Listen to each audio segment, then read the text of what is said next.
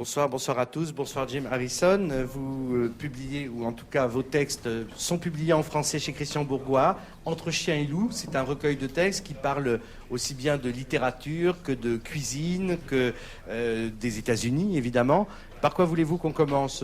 Plutôt la littérature ou plutôt la cuisine? Cooking. La cuisine. Alors, la cuisine. Jack Nicholson, votre ami, vous a dit un jour, à l'issue d'un repas pantagruélique que vous lui aviez offert, il n'y a vraiment que dans le Middle West qu'on prend encore pour un acte d'héroïsme le fait de se goinfrer. C'est vrai, c'est vrai. C'est très triste, en fait, mais c'est vrai. Nous avons très peu de qualité ou d'élégance dans le Middle West, donc on mange trop parce qu'on est ennuyé. C'est pour ça que j'ai appris à cuisiner un peu plus la cuisine ou les repas français. Si je ne cuisinais pas des repas français, je pèserais 220 kilos, comme beaucoup de mes amis d'ailleurs. Vous dites à un moment dans votre livre que la cuisine minceur est pour vous l'équivalent moral du foxtrot. Oui. En fait, c'est dégoûtant. J'ai un ami qui s'appelle Tom McGrain. Nous avons mangé dans un restaurant où la cuisine ressemblait, selon lui, à un beau tableau. Il a pris le plat et, bon, évidemment, toute la nourriture est tombée par terre. Mais cette semaine, j'ai mangé de la tête de veau 3 fois, donc je me sens beaucoup mieux. Je peux faire comme une vache. Mouh. Pas mal, hein? Est-ce que vous vous débrouillez pour que vos livres soient traduits en France à partir du moment où vous avez envie de goûter, je ne sais pas, la cuisine lyonnaise, par exemple, puisque vous revenez de Lyon? Oh, I loved it in Lyon. Ah oui, c'était merveilleux à Lyon. It's but I've eaten this kind of food. J'ai For every mangé Christmas, my daughter buys me ce type truffles. de choses depuis longtemps parce que pour chaque Noël, ma fille m'achète des truffes. Enfin, je lui donne l'argent et c'est elle qui l'achète. C'est toujours une surprise. J'aime bien les cadeaux qu'on peut sentir, qu'on peut renifler.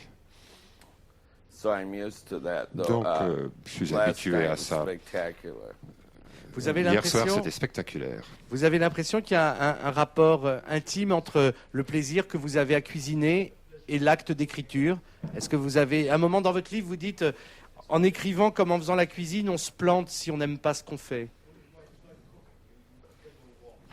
Well, it's like in Zen monasteries, for instance, the second most important position Dans les monastères, la is the tenzo. position la plus importante, c'est le tenzo. I think of Le monastère japonais, c'est cooking le is cuisinier, le my chef. practice of Donc, life pour itself. moi, faire de la cuisine, And c'est la many people in pratique de la vie America elle-même. forget Et that, beaucoup de gens aux you États-Unis have to eat 3 oublient times a day. qu'il You faut should eat well. manger 3 fois par jour de toute façon, donc ça vaut You'll mieux de start- manger you lose bien. your spirit if you Sinon, don't eat well. on perd son esprit si on ne mange And pas I bien. also began to cook to Et give up j'ai adultery. commencé aussi à faire de la cuisine You see pour what I mean? ne plus pratiquer l'adultère. Vous voyez bien ce que je veux dire? Non. No, well, it's if you are chasing Si, women, it's very destructive to your On writing. court après les jupes, But bon, c'est... cuisine keeps you home. Ça ne permet And pas it's d'écrire, pacified. mais si This on fait is de la true. cuisine, on est chez soi et c'est plus pacifique. C'est vrai. And you save millions of dollars in possible Et divorces. on ne dépense pas That des you can millions spend de on dollars truffles and wine. pour les So it divorces all et on peut balances utiliser out, cet yeah. argent pour le vin et les truffes. Donc c'est plus équilibré. Et c'est très moral alors. Yes, it's very Oui, moral. oui, I oui, forgot c'est the très moral. moral Ah oui, position. j'ai oublié cette partie-là. Yeah, C'est yeah, plus moral, I'm c'est very vrai. religious, Je too. suis très moral et je suis très religieux aussi. Yeah, yeah. Vous dites l'essentiel est de considérer la vie comme une danse. Et vous dites de la danse qu'elle est, avec la rivière, la meilleure métaphore de la vie. Alors, est-ce que d'abord, il n'y a pas une petite contradiction entre cet amour immodéré de la cuisine et la danse? Non, parce que ça change tous les jours. Vous voyez, j'essaie de ne pas manger la même chose pendant une année, sauf si je suis là. Je suis obligé de manger la tête de veau 2 ou 3 fois, parce qu'on ne peut pas trouver la tête de veau aux États-Unis. Mais cette vie qui est comme une rivière ou une danse, bon, c'est quelque chose qu'on ne peut pas arrêter. Si on l'arrête, on meurt. C'est dans ce sens-là. Dès qu'on arrête, on commence à se compromettre. Vous voyez ce que je veux dire? On commence à penser de soi-même. Et les romanciers ne devraient pas avoir de la personnalité. Les romanciers, ce sont des voix pour tout le monde qui s'expriment au nom de tout le monde. Mais si on arrête d'être une rivière, on commence à se poser des questions. Est-ce qu'on m'a malmené quand j'étais enfant ou maintenant quand je suis adulte? Donc, on devient victime quand on s'arrête. Et on commence à lire ses propres œuvres. C'est vraiment pas la peine. Hein? Vous continuez à danser une demi-heure par jour, le reggae, chez vous? Ça. Oui, parfois. Il y a une nouvelle chansonnière, Cisera Ivora. Elle est brésilienne. De Cap-Vert, elle est de Cap-Vert. On l'a reçue sur ce... Oui, tout à fait. Oui, mais elle chante en portugais. De toute façon, elle a une voix extraordinaire.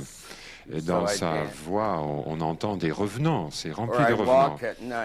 Ou parfois, je me promène la nuit dans la forêt pour me faire peur. Au début, vous étiez poète. Vous avez même été beaucoup influencé par une forme de poésie arabe qui s'appelle le ghazal. Est-ce que vous pouvez nous expliquer ce que c'était? Et pourquoi avoir abandonné la poésie pour le roman? Non, je n'ai pas en fait abandonné la poésie. J'écris actuellement un long poème sur le Mexique. Je vis sur la frontière l'hiver, la frontière mexicaine. Je ne comprends pas l'espagnol, mais j'absorbe quand même quelque chose du Mexique. Parce que je m'y trouve, ou à côté de toute façon, et les ghazals venaient de quelqu'un qui écrivait en français, Senghor, que vous connaissez sans doute, de l'Afrique du Nord, et aussi Khalib.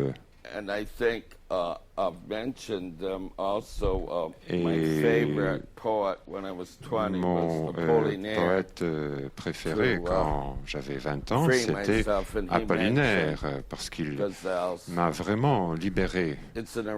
Et lui, il a mentionné aussi les ghazals. C'est une forme irrationnelle, comme la vie. On peut sauter du coq à l'âne, on peut sauter partout. Il y a d'abord le rhinocéros et ensuite le dîner.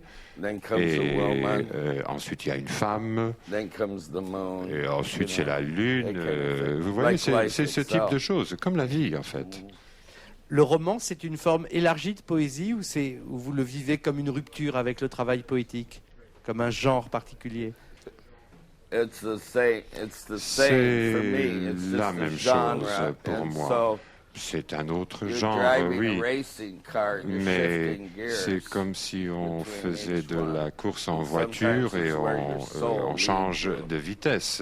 Et selon la vitesse, l'âme est emmenée vers telle chose ou autre chose, soit un poème, soit un roman. Ou ça peut être aussi les rêves qui vous emmènent soit vers la poésie, soit vers les romans.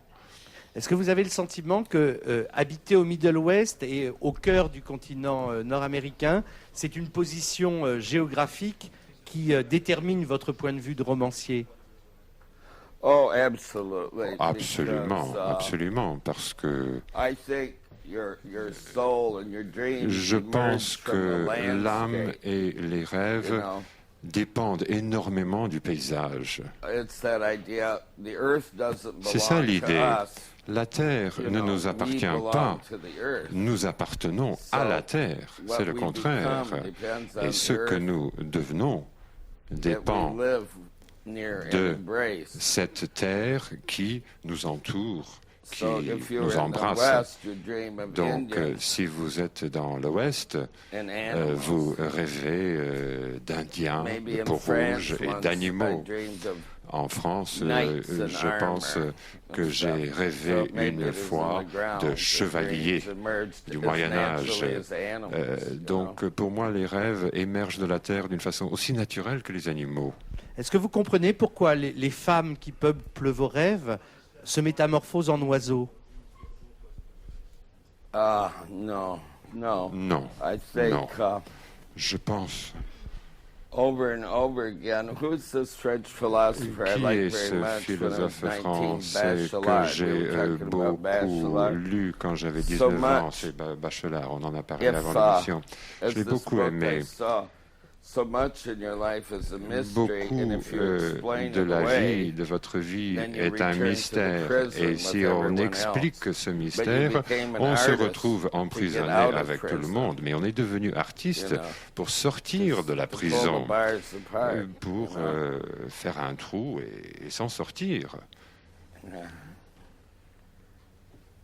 Vous êtes sensible aux critiques qui peuvent accueillir vos livres? How do I? Not too much. Pas tellement. Pas tellement. Je n'ai pas lu le New York Times depuis 20 ans, donc je sais pas. Je préfère lire les BD. Vous connaissez l'héroïne française, BD, B-E-D-E. C'est plus intéressant que le New York Times. Je vous posais cette question parce qu'il y a dans votre livre une description de l'activité critique que j'ai trouvée délicieuse. Vous dites qu'une mauvaise critique, c'est un peu comme si quelqu'un disait que votre gamin est laid. Parfois, votre gamin est vraiment laid, mais tout de même, quel genre de boulot est-ce là qui consiste à dire aux gens que leurs gamins sont laids? Yeah, that's true. Oui, c'est vrai. It's a parasitic thing. C'est vrai. Ce sont des parasites, en fait. Mais si j'avais un enfant avec une énorme tache sur tout le visage, on verrait la force dans la tête, dans le cerveau de cet enfant, mais on l'aimerait quand même. Je ne me bagarre plus avec les critiques, je les ignore tout simplement. Et vous dites que quand vous prenez un avion pour un long courrier, par exemple celui qui vous mène des États-Unis en France, quand vous venez, si vous avez le malheur de dire à votre voisin qui vous demande « Qu'est-ce que vous faites dans la vie ?» et que vous répondez « Je suis poète », vous avez une conversation absolument terrifiante avec lui, et aussi terrifiante que si vous aviez répondu « Je suis psychiatre ».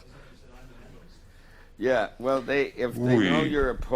s'ils savent que vous êtes poète, ils pensent que vous n'êtes pas dangereux et ils commencent à raconter leur vie. Parce que pour eux, les poètes, c'est presque des magiciens.